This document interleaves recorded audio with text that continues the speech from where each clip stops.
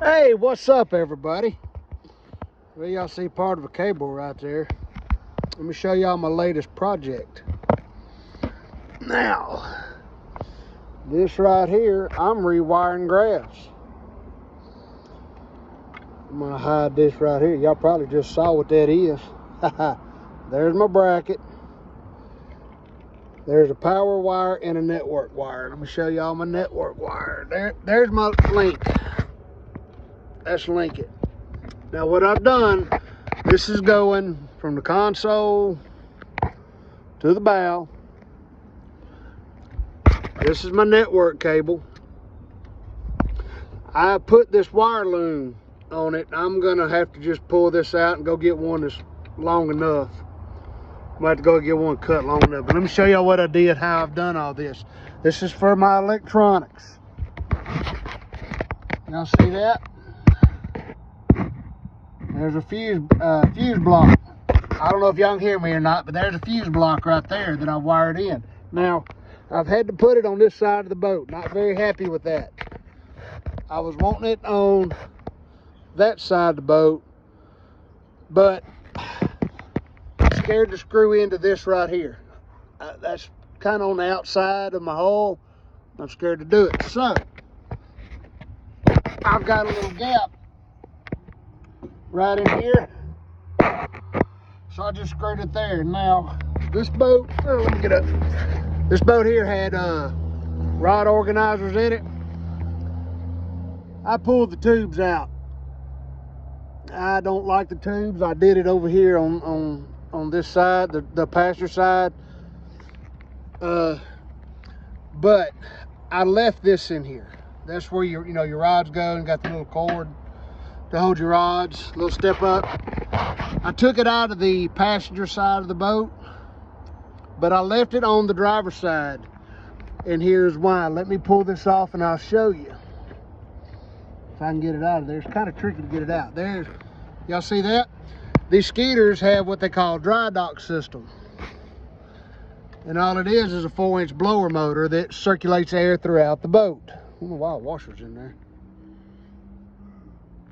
So, I didn't want to take out this rod shelf right here and take a chance on breaking my blower motor. I don't use this side here anyway. I don't use it. But just maybe my butt seat. Where is my butt seat? My butt seat's back there. You know, put my butt seat in it, maybe a couple other little things, but you know, if somebody goes with me, they're more welcome to put their rods right there. But this is what I've done. Okay, I've already got one power wire ran. Now, y'all see the big one right here? I don't know if y'all can see this or not. Y'all see that wire? The red and the black one? The big one. This one, let me get my hand. This one right here. And this one. That is my main power. This other one is the power to the unit. Now, what I've done, let me see if I can do all this. All right. This one right here, that is a number 10. I spliced on a number 10 to the power cable to the unit. This right here is a number 2. I did a 2 AWG marine grade wire here. Is that overkill? Yes. Big time overkill. And see, and I ran it in the wire loom. I'll explain why I use number 2 in a second. I ran it in this wire loom to help protect it, make it all look nice and neat. And I moved my fuse block over here to this side of the boat. I got the little rod shelf, and everything is hid right here. I can just slide it right back up in there. Trying to get it just kind of halfway sitting it in there right now because I am not through. So I'm just kind of, I had to cut out part. Well, that's why I want to sit down. There it is. I had to cut out part of that tray. See there? I had to cut out that corner. I don't know if y'all can see it or not, but I cut out that corner so this tray will lay back in here. But that way it's up under here. It's all nice and neat and you don't see it.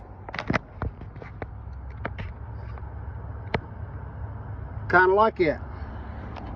Now, Number 2, I ran number 2. Let me go back here to the back of the boat if I can get out of this boat. Tell you what, I sure do love these steps right here. These steps. Y'all need a set of steps for your bass boat. Get a hold of my boy Ron Parker. I mean, I'm sorry, not Ron Parker. Ron Holt. He's up there in Tennessee. You want to know how to get a hold of him? Call me.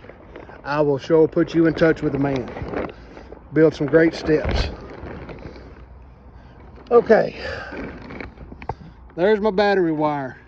That's the biggest loom, wire loom I could find. That's 3/4. So just put some tape on it. That's better than nothing. I couldn't find anything bigger than that. I mean, I did find something bigger, but it's too stiff. Now I'm going to be redoing the battery. I'm going to put a new battery in here. I'm going to take some other stuff off.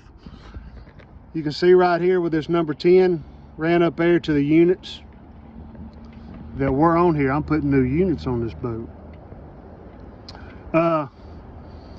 Those are going to be disconnected. I'm going to leave them in the boat just because. Now, number 2 wire, I'm not going to have a problem. There's lug. That's lugs I used. I'm not going to have a problem with voltage drop or amp drop. Not with this number 2. I was going to go with a 6. A lot of people average. A lot of people go with the number 6 wire. I was going to go with a number 4. Just step it up a size. Just have a little overkill. I went to the dealership over here, Marina over here, and he had some. And as I said, is that number 4? And he said, yeah, that's number 4. And I said, all right, I need about 17 feet. So he cut it off, or I measured it out and I cut it off. I said, you sure that's number 4? And he said, yeah. And I wasn't paying attention because I hadn't seen a number 4 wire in forever. I should have looked at it. Well, after he looked at it, he goes, no, that's a number 2. I said, well, that'll work. You know, that's all you got. Number 2 is like overkill, revive, and overkill again. But I'm not going to have a power problem with this boat at all. I ran it. I know it's big. It's heavy. It's not that heavy. I ran it down low inside my boat. I made sure it was low. That's another transducer wire right there. That's going to go back up behind all this anyway, so it don't matter if it's over it or not, because it's all going to be put back here. It's under it here, so that's all that matters. But I made sure that this wire was down here on the bottom of the boat. That way it gets to bouncing around, it lays flat on the boat. So that's going to be hooked up later. This is right here is going to be the very last thing that I do, hook it up. I got 17 feet of it. It's way more than what I needed, but I'm good with it. I'm okay with it. Now I've got this plate right here, this Bass Boat Technology. This was on the boat whenever I bought it. I don't know if y'all remember here a while back, I added 2 Helix 9s to a boat. This is the boat I did it to. I bought the boat. This is the boat I bought. Bought it from a buddy of mine.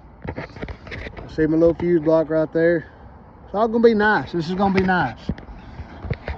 I've got another plate up here at the bow. Let's walk up here and look at that. Uh-oh, boat's dirty.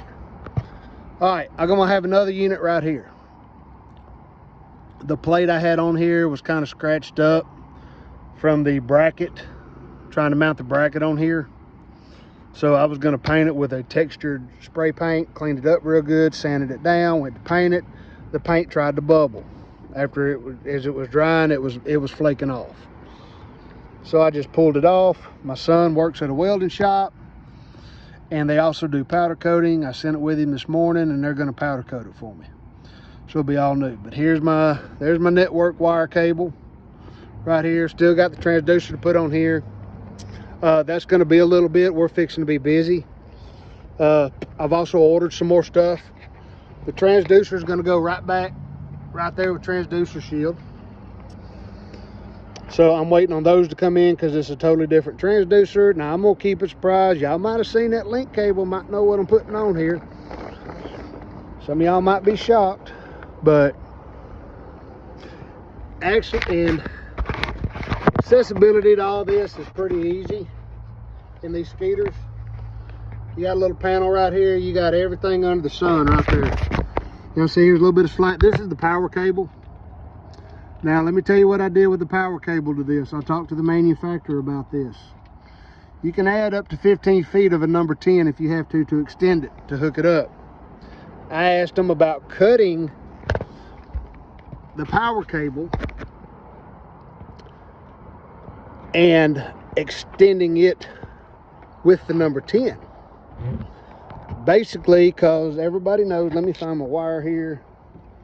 I don't know if I have it up here or not. Here it is. Here's the power wire. Here's the original power wire. I mean, that's just a little old 14 gauge wire. Might be a 6, I think that's a 14.